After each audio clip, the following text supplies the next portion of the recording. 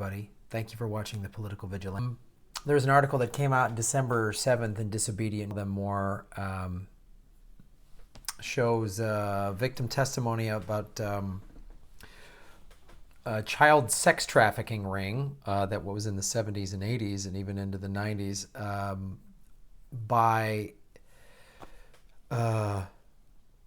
by Greg Bucceroni, a survivor of sex trafficking, who described his experiences in an alleged child sex ring in the late 70s and early 80s that primarily targeted troubled young boys on the East Coast. The network has said that to be comprised of known human traffickers, abusers, and producers of child pornography, and ties to organized crime who openly associate with prominent political figures, including some who have been accused of indiscretions in the past. It's a very intense and detailed article. And what this goes into, it shows a lot of things. There was people that were in that he accused Ed Savitz, who was a Philadelphia businessman, philanthropist Samuel Rappaport, of course, former Penn State coach Jerry Sandusky, Coach Phil Foglietta, and former Wharton School of Business professor Lawrence Scott. And others, including in the abuse, include Dennis Hastert, Lawrence King, and even former DNC chair Ed Rendell. And this article goes into a lot, but one of the things that's kind of alarming to me is when he decided to come out with this. Basically, he did it after the Sandusky thing, which happened, I think, in 2011 or 12, May 2011. And so he decided to come out against, to speak openly about this. And they talk about Ed Rendell, which is, this is the thing that's so alarming, was he was trying to get kids out of Haiti after the hurricane. The Washington Post characterized the relationship between Rendell and Tony Podesta as close, writing that Podesta was a top strategist for Rendell's 2016 re-election campaign. Philadelphia press reports indicate that Rendell, ex-wife Midge, was appointed to the position of federal judge by Bill Clinton in 1994. Rendell was also reported to have been involved with a child trafficking incident in Haiti just after the 2010 earthquake. The Telegraph wrote that Rendell was instrumental in pushing for the illegal removal of dozens of children out of Haiti in the days following the massive quake. A crucial intervention was made by Ed Rendell, the governor of Pennsylvania, who worked his high-powered contacts in the White House, State Department, and Department of Homeland Security. There's a WikiLeaks email, and they even talk about then Secretary of State Hillary Clinton was the only one they could use to quote, the only person who may be able to back Rendell off of is Secretary Clinton. Has anyone looped Cheryl Mills in on this issue? Yeah, it's pretty horrifying. But of course, what happened when you go after powerful people is this gentleman that spoke out was then vilified, and then you see in this article a lot of prominent politicians covering up. It's pretty disturbing, and I remember when the Jerry Sandusky thing happened, a good friend of mine that's a cop that has worked in internet crime, specifically child trafficking and child pornography, and he said, oh, Sandusky was probably getting kids for alumni. He goes, that's what happens with these rings. And when you have people this high up, that's why Sandusky was allowed to get away with it for 13 years. And of course, Joe Paterno knew and did nothing. And because he won football games, people still revere him. Penn State fans who still revere Joe Paterno, I think, are sick people and mentally deranged. That winning football games is more important than protecting a child. But this shows you how awful this is and how high it goes in terms of people that are in power. And what happens then here, I'm going to read this. There's some mainstream media outlets that then call Bucceroni's story. They doubt it. They question it. He's been criticized by media in his hometown of Philadelphia, because that's where some of these powerful politicians came from, most notably by the Philadelphia Daily News, now consolidated with the Philadelphia Inquirer at Philly.com.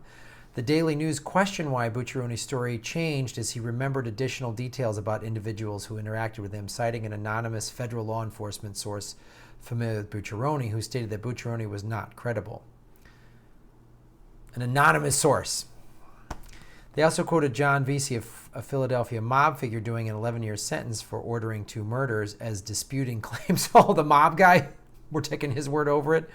So an anonymous source that could be anything, and then a mob guy made that he was briefly affiliated with the mob as a teenager. It's not clear why the Daily News thought that a convicted murderer affiliated with a criminal culture notorious for misleading the media and law enforcement was a reliable source.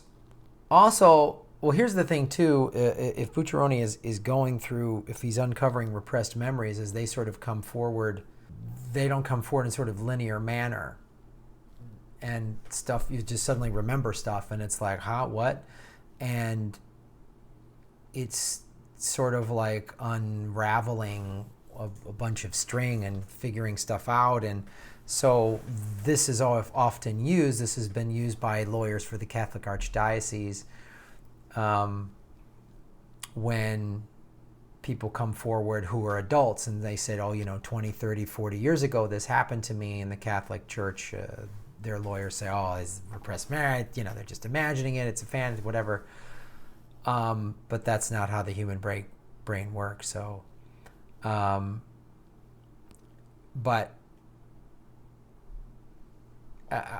this is telling you that powerful people are making sure that they just discredit. When people come forward with stuff like this, oftentimes they're discredited. Curious in the Daily News skepticism over the change in Bucceroni's story, reflecting new details as they remembered them, fragmented memories and amnesia are well-known symptoms of legitimate victims of trauma and abuse. Mr. Bucceroni told Disobedient Media that, because many of the individuals he encountered operated on a first-name-only basis or used nicknames, it was sometimes only possible for him to identify them after their photos appeared in news reports. He further stated that Disobedient Media that the Daily News piece was published after Ed Rendell and Daily News co-owner Lewis Kravitz became upset that he had spoken to federal authorities and was taking his testimony to the media. Despite his attempt to discredit his testimony, investigation into the details provided by Bucceroni reveals that the Daily News did not attempt to exercise due diligence in efforts to determine the credibility of the existence of a human trafficking ring operating in Philadelphia and the East Coast at the time of his allegations. Had been abused by Savitz and Savitz Associates. As been previously noted, there is ample documentation and media reports including that one such network did exist in the time frame Bucceroni describes and that it was tied to a number of the same figures Bucceroni named.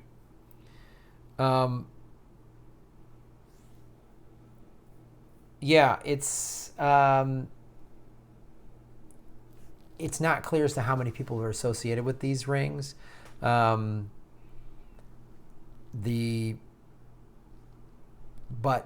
the questions here might be, it might not just be the East Coast. It raises questions of who else is connected to this, who else is involved. And when you start to see media organizations cover it up, and it's like, who's the CEO and who's the CEO friends with, it shows you what this is all about. So the thing that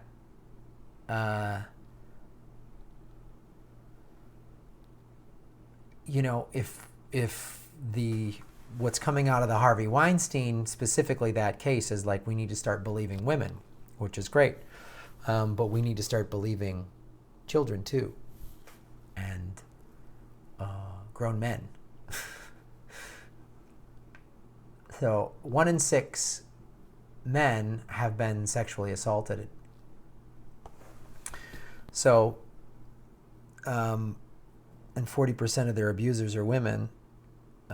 This case is all about awful men, well, it should be, but maybe we should start listening to people. Maybe, and not like anyone that's been victimized. We should listen to them. We should give them a voice. And when powerful people in powerful organizations want to silence them, it shows you who's at play here, and it makes you. I remember when the Penn State thing came out and the cover up and everything. It just made me feel like you can't trust anybody. So, I